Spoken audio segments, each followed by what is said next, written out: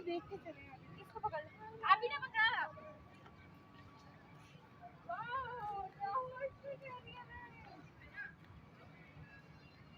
ये होते ही इतने कद के हैं या ये छोटे ही होते हैं?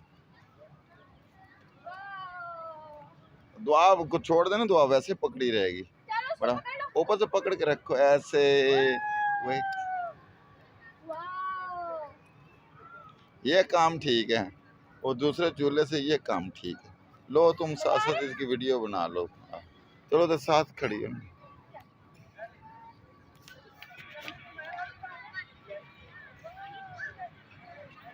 दुआ इधर देख, दुआ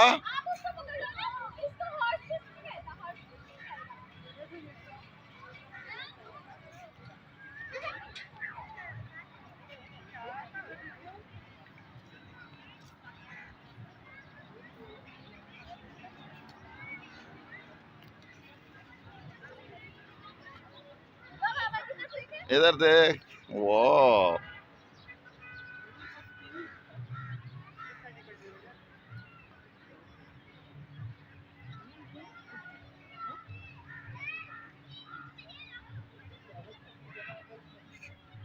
मजा आ रहा है?